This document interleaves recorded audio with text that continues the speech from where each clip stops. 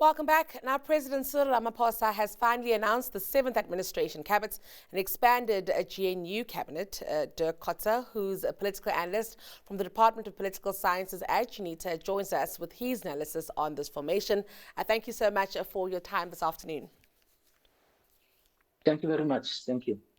I'd like to maybe start off by speaking about the size of this cabinet. So we know that ideally we would have a smaller cabinet, but there was lots to consider and many people to include. Yes, that is exactly what President Ramaphosa last night said when he announced it, is that his intention was to reduce it, but it would have been if the ANC maintained their majority. But now there's 9 parties in the cabinet. And that meant that they had to find places for all of them.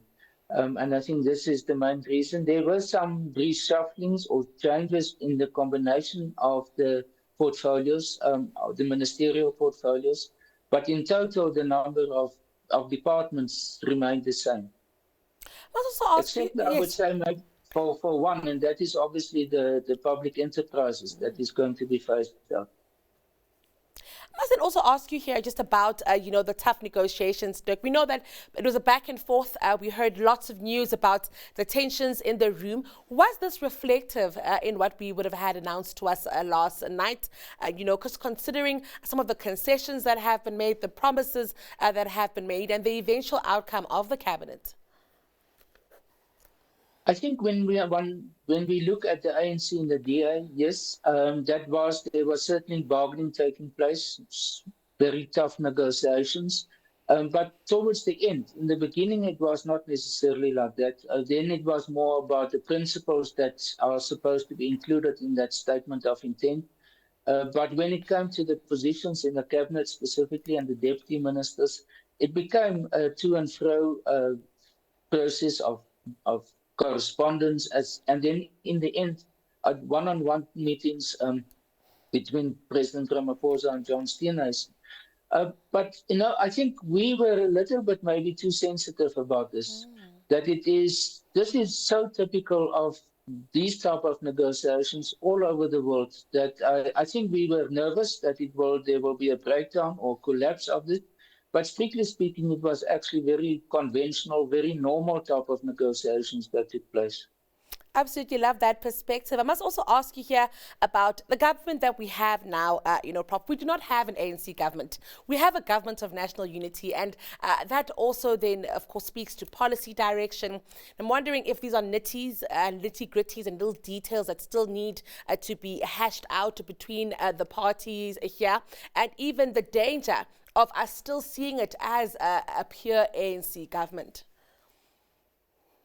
Yes, I think what's the easy part they've done now, although we might not think like that, but it is, and that is to establish the government. But the real operationalizing of the government, of taking the ministers into their positions, first of all in Parliament, because some of these ministers have never been in Parliament.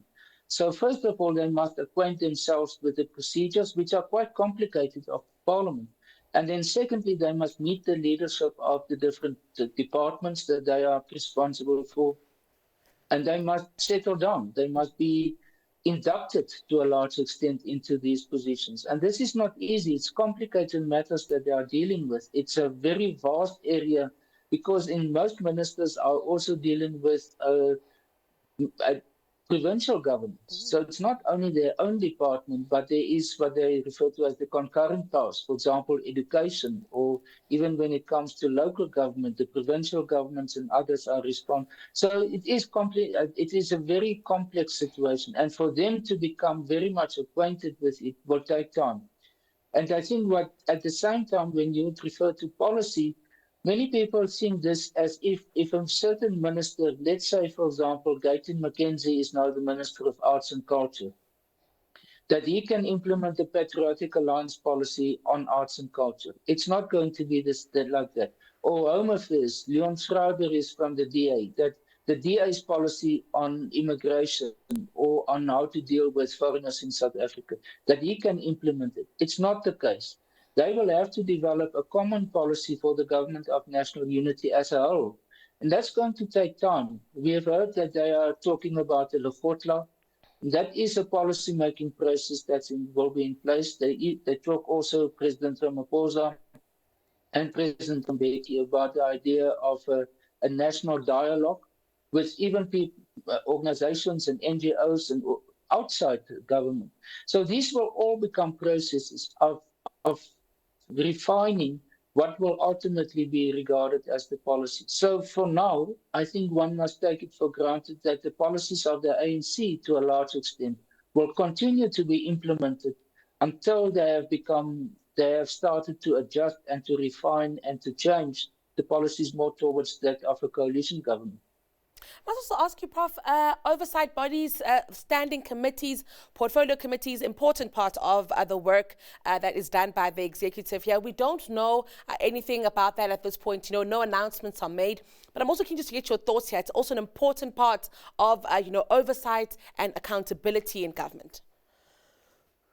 Very much so. And we must not forget there's still a number of parties who are the opposition parties. So they still have to play, and very much the MK party, the EFF, Action SA, and AACDP and others, they are still in opposition. So they will play very much that role, as well as some of these parties that are part of the government of national unity. The fact that they are part of the government of national unity does not mean that they cannot be critical in that role of oversight in Parliament. And I hope they will continue, these other parties, to continue to play that role. But the chairpersons of these committees will be very important, and we can expect that it will be distributed amongst these parties that constitute the government of national unity. In which the ANC will still be the one with most of these chairpersons. But we know, for example, already that the chair of chairs, so it's the chairperson of all these chairs, has gone to the IFP. And that is a very important one. Another one, which I would say your viewers will be very interested in, is, for example, SCOPA, the Select Committee on Public Accounts. Traditionally, it goes to an opposition party person, but now with this widespread of members parties in the government of national unity, it might be kept within one of those parties. So, but these will be the interesting new developments that we will see quite soon in Parliament. Well, Prof, an absolute pleasure. Thank you so much for breaking this down for us and also just helping us unpack the way ahead. Thank you so much. That was Dirk Kotze. He's political analyst from the Department of Political Sciences at UNISA.